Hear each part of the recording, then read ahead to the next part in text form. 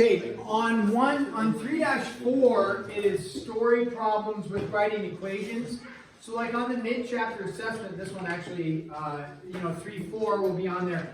It will say set up an equation and then solve. That means you have to set up an equation. You cannot just do a guess and check method. You'll need to set up a formal algebraic equation and then solve for the problem. If you just memorize answers or you don't show the work, you won't get credit. So on these, let's go to page, what page did I tell you? 113. 113, and let's start with looking at number 2, let's say. So number 2. Okay, so grab another marker. Number 2. So you don't have to write, like in your notes, you don't need to write the problem down. Just you need to write what we're doing on the board and working on setting up equations. We don't need to write the original problem down. So number 2 says 5, this is 3-4, page 113, 113, number 2. It says 5 more than 3 times the number is 197. What's the easy W there? Is. What is? Equals. And then what does it equal? 124. 124. 197. Oh. Look at number 2. Now, it kind of works backwards. We're working a little bit backwards because we look for the is part, and it's like, okay, nice. Is 197. The other part takes a little bit of work. 5 more than 3 times the number. Who wants to venture a guess at what that is? 5 more. Lincoln. Do like x times 3 plus 5.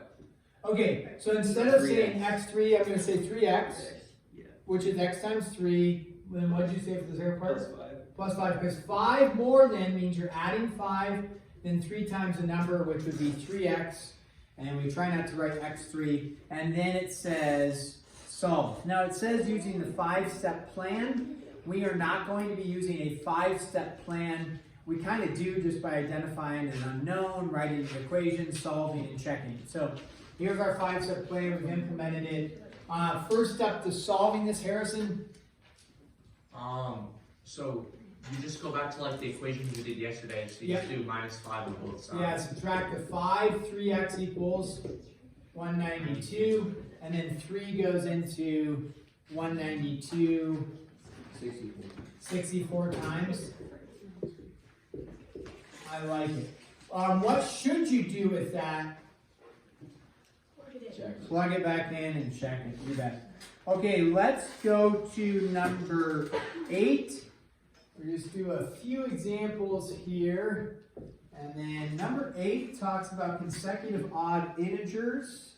So we recall from, when was that? 1 dash or 2 dash something? 2-7? Yes, Harrison. So these are basically the same problems we did yesterday. It's just in a story problem form. Yeah, so you're writing the equation for it and then solving. Oh. Yeah. So number 8, what's the easy W on number 8? It equals 105. Equals 105. Easy done. Is 105. So it says 3 consecutive odd integers whose sum is 105. Now the question is, how do I represent consecutive odd integers? We're going to have 3 of them, and it says sum, so we're going to be adding them together. We're going to say a number plus a number plus a number. So, Mint, did you have a venture? So it'd be like x plus 2 plus x plus 4. Nice. So x is our first number. Consecutive odd, right? What's the error that people say when they say consecutive odd? They do odd numbers. Yeah, they say x plus 1 because their brain is saying odd. That's wrong. If it's consecutive odd, it's you're going to have to add 2 and you're going to have to add 4. And you just plug in a number to check it. If you plug in an odd number, any odd number 5, what's the next odd number going to be? 7, and then 9. So if you start with 5, how do you get to 7? You need to add how much to it? 2. So just check it, but the error usually occurs when people say x plus 1. But you guys on last chapter seem to be just fine not making that error. Now, what do they want you to do? They want you to solve. Harrison. Do you care if we put parentheses or don't put parentheses? I don't care because there's no minus here, which would distribute in and change things. Since it's sum, I shouldn't put that. Since it's a sum, you can put parentheses, but like Giselle asked that question yesterday, it doesn't matter. Okay. Because distributing a positive 1 in, which is what you'd be doing, it doesn't change the values in there at all. Okay. Right. So then, first step is distribution. There is no distribution. Second step is Find like terms. BLT. Yeah, blend them. So when we blend them, what do we get? How many x's do we get? 3. 3 x's. And then 2 plus 4 is 6. All right, and now we're back to a very similar problem here. First step would be subtract, or the next step, subtract the 6. Again, if you, I'm fine with you not showing you're subtracting the 6. However, if you want to guarantee some partial credit, if you're getting the answers wrong, show a -6 and a -6. It's like, okay, nice. We can see what you're doing. And then some people say, oh, 111, they make an error and they add, subtract 6, but they accidentally add it. Which is common because you see a plus sign here, so you do a plus sign there. But we need to do the opposite to get rid of it. So then x is equal to? 33. 33. And what is the, is that all they want? Or do they want to find all 3 of them? Ooh, they want to find all 3. So don't lose out on points by doing that and moving forward. What are our 3 numbers? 25, -6, and 9. Our 3 consecutive odd integers. 33, 35, 37. Those are our 3. If you see this type of bracket notation, it's just representing a set of numbers. If you don't use the bracket notation, that's fine. You could just put a box or a circle around your 3 numbers as acceptable, like that. So, like, test when we have the consecutive numbers, we have to show all 3 x's, or can we just write x equals? In this case, it says find the 3 consecutive, so you need to do all 3. You want to write all 3. Okay, let's talk about Bert's Burger Barn, because Bert's Burger Barn sounds really good right now. Never been? I'm sure there is a Bert's Burger Barn out there somewhere. And man, it's gotta be tasty. So Bert's Burger Barn sold 495 hamburgers today. The number sold with cheese was half the number sold without cheese. How many of each kind were sold? Guessing and checking, usually we can work our way into an answer like this. And that's not a bad way to go in terms of just general problem solving in life and things like that. One of the things is our goal as mathematicians, your young minds, young mathematicians, is to figure out how to write equations for this. Give yourself just a minute here. Try to write an equation, and then we will go ahead and see if we can come up with something, and check with your cheat mates next to you and say, hey, I wrote this, what did you write? Okay?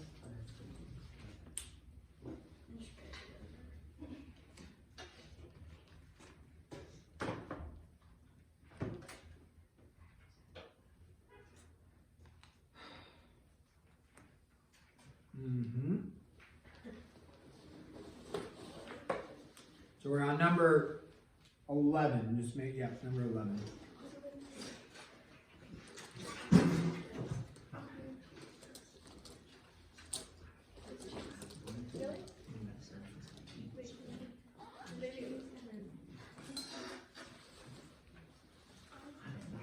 So keep in mind when they say 495 hamburgers, that includes cheeseburgers and non-cheeseburgers. Usually though, people think hamburgers represents a non-cheeseburger, which is understandable, right? You go to McDonald's, I want a hamburger.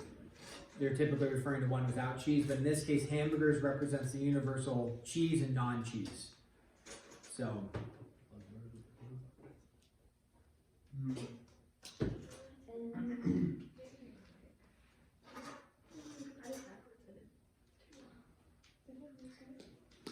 Now, this one might fall into a category potentially of what we did back in chapter 1 of setting up 2 separate equations, possibly, and then combining for a third as a possibility.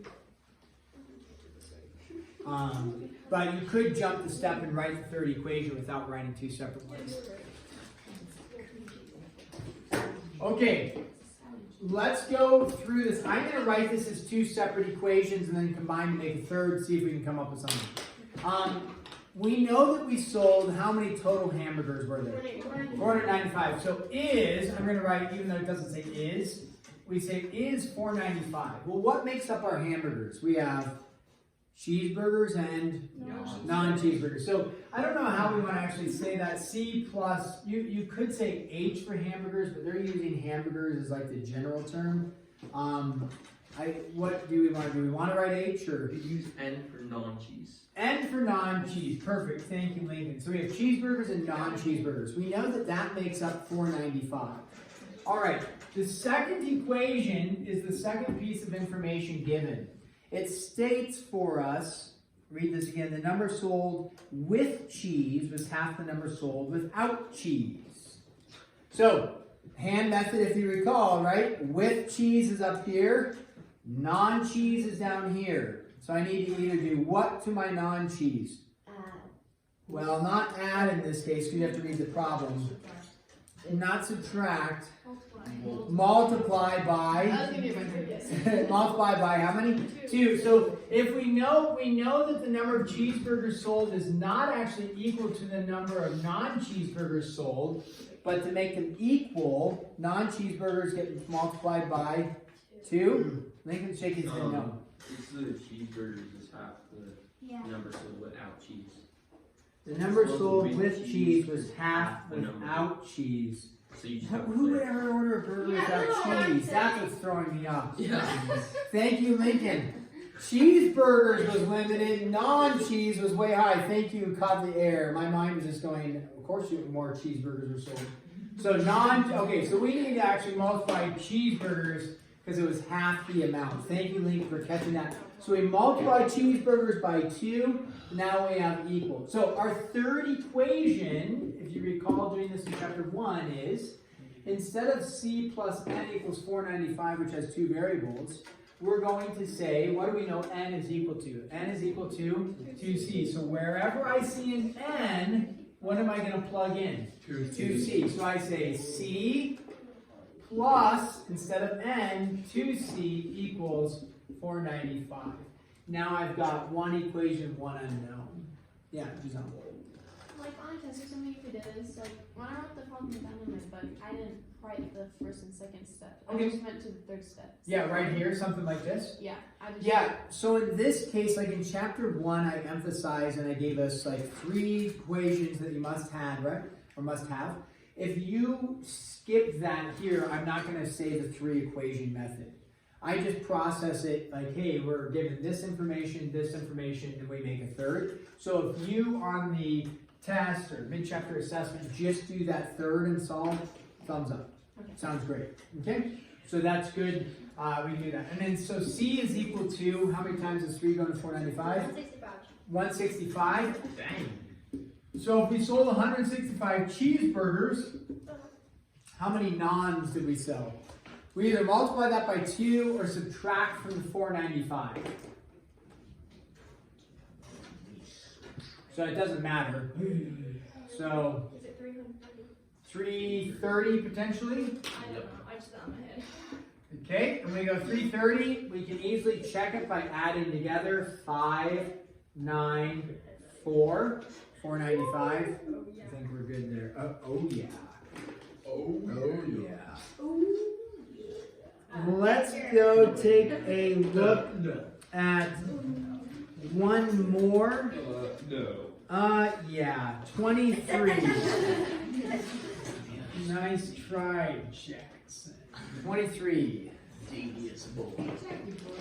Okay, in any triangle. Now this says, for like numbers 15 through 26, using the 5-step plan again. We are doing a 5-step plan. We just don't talk about step 1, 2, 3, 4, but we're setting up an equation. We're using variables, then we're solving, and then we're checking, although we're not checking like we should, but you will, if you want, on your test, you should. So on 23, though, it says draw a diagram to help you. So this one says in any triangle, the sum of the measures of the angles is 180 degrees. Maybe, have you heard that before? Or have we learned that potentially? So in a triangle, it says, it has this notation. That stands for triangle ABC. So we could draw a triangle like this, and we say, okay, triangle A, B, and C. We could draw a picture. Now, that may not be accurate to how big the angle measures are. I'm not sure. We'll have to read the rest of the problem. But I wanted to identify this means triangle ABC, and you could draw a triangle with the labeled vertexes. This is a vertex A, B, and C. We then read the problem on 23. It states, the sum of the measures is 180 degrees.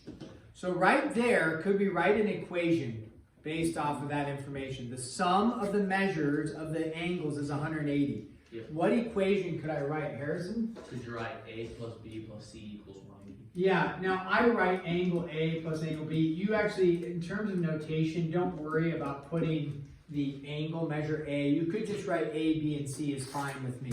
And this is like geometry notation, we put that. So if you just go angle A plus angle B plus angle C equals 180, that's good. And that probably visually and mentally less cumbersome than putting angle A. So okay, we'll go like that, is equal to 180. Perfect, so we got an equation with it. Issue with this is how many variables do I have?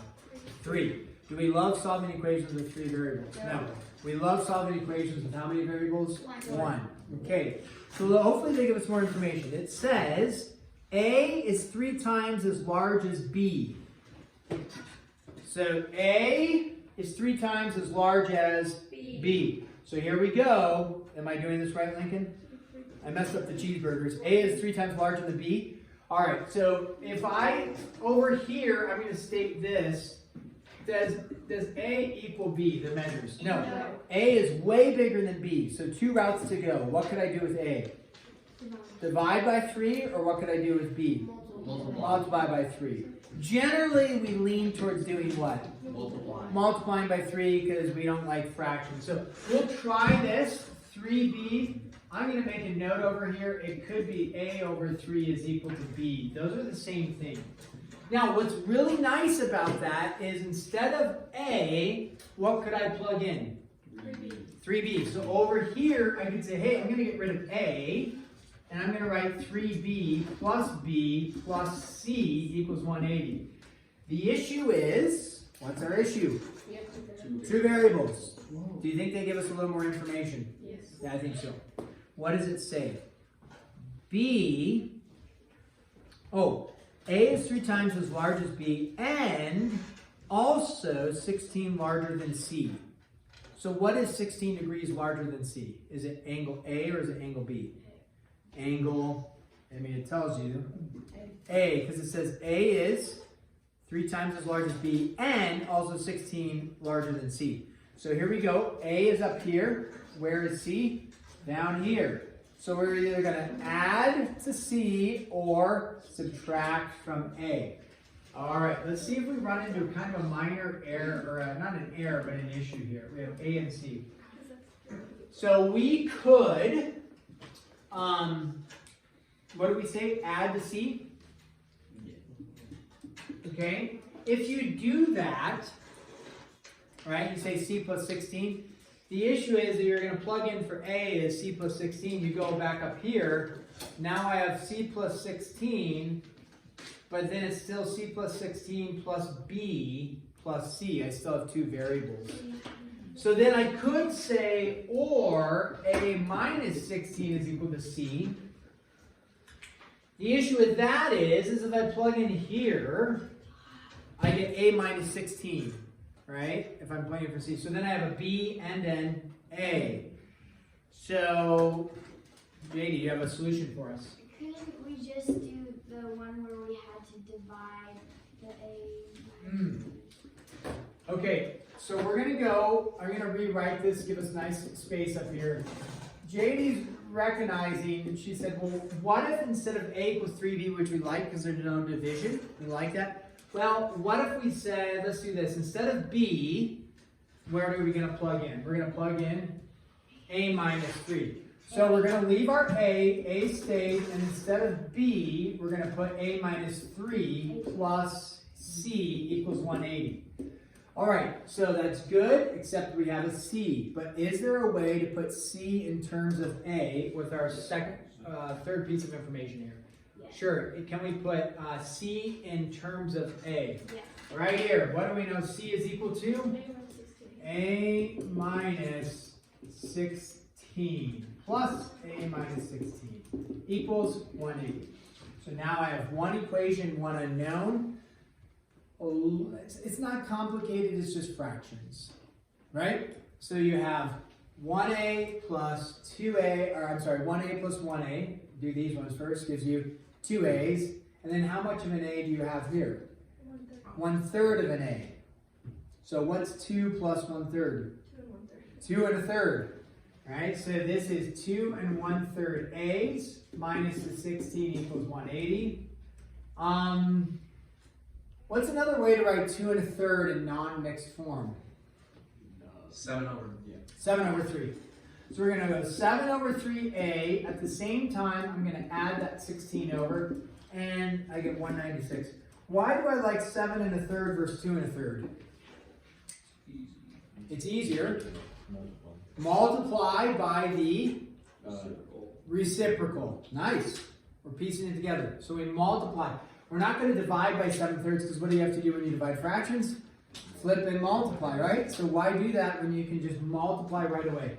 What are we going to multiply by? The reciprocal. What's the reciprocal? 3/7. So we multiply by 3/7. 3/7. And then we got to do a little bit of math, right? 7 goes into 196. I'm pretty sure it goes in evenly. How many times? 28 times. Okay. We'll go with Giselle on that. I don't disagree. 28 times. So 7 goes into 7 once, into 196 28 times. And then we're left with 28 times 3, 84. which is 84 degrees. Whew. That was hard. Yeah, that was hard. So that's on the, it's not upper level algebra, but it's definitely a little bit more challenging. Just a lot of work. Yeah, a lot of work. Then we have to find So, out. and so we check and we make sure, what does it ask for? It says find the measure of each angle. So again, you get to here, you get 3 points, and then you lose your 4th point simply because you forgot to do what? B and C. So make sure you read the problem. It says find all angles. So how do I find B? Well, if I know A is 84, I can just plug right in. 84 divided by 3 is B. And what's 84 divided by 3? 28. Mm-hmm. Wait, how do you Yeah, I got that. get a third? Like, you would a third A. Yeah, good question. Let me finish out C and then we'll go right back to that. How do you find C? You just go over here. You already know A is 84. What's 84 minus 16? Catherine? No, how did Oh. you get B? You did. Okay, we know 84 is A, right? Yes. Now we're going to work on the fractional part here to get there. But if we solve, we get 84 as A. Then all you do to find B, you just come over. What do I know B is equal to? B is equal to A divided by 3. So you go 84 divided by 3. What's 84 divided by 3? 28. I believe, if I did my math correct. And then to find C, you already know A is 84. To find C, you know C is equal to A minus 16. So 84 minus 16 is 68, if I did my math correct there as well. Okay. All 3 of these should add up to be what? 180. You can double check it. So Bergen asked a good question. She said, how do I get A plus A over 3, A over 3 plus A to be 2 1/3? It's, if we rewrite this as 1/3 A, that could prove beneficial for us. And what we're doing is these are all like terms. We have A, and A, right? So those are all like terms. What's the coefficient here? We just don't write it. 1. What's the coefficient here? We just don't write it. 1. So really what you're doing is you're saying 1 plus 1/3 plus 1. We'll tack on the variable A at the end. But how do you add 1 plus 1 plus 1/3? Is what we're doing. So you say, okay, 1 and 1 is 2. So 2 and 1/3. And then you can do it 2 different ways. You could do a common denominator and say 2 over 1 plus 1/3. And what is the common denominator we're going to get? 3. So you go 3 over 3. And then 3 times 2 is 6. 6 plus 1 over 3, have to jettison this up there, 7/3. What's 7/3 in mixed form? 2 and 1/3. The other thing you can recognize is if you have a whole number like this and add it to 1/3, you can just combine it and say 2 1/3. So if this was another, like if it was 5 plus 4/7, you can just combine that and it's 5 4/7. But only because this is a whole number 5 over 1. If it was like 5 over 4, you'd have to find a common denominator and add. So, does that help a little bit? Yeah. All right, so we're going to pause there. Go ahead. Again, are you going to be required to set up an equation? Yes. Yes. If you simply remember on the mid-chapter assessment, let's say this one was on there, and you're like, oh, I don't have any idea what to do, but I remember 84, 28, and 68, we're not going to give you credit. You have to set up equations and solve. And like Giselle asked, could I set up less equations than what you showed as long as it's accurate? Yes.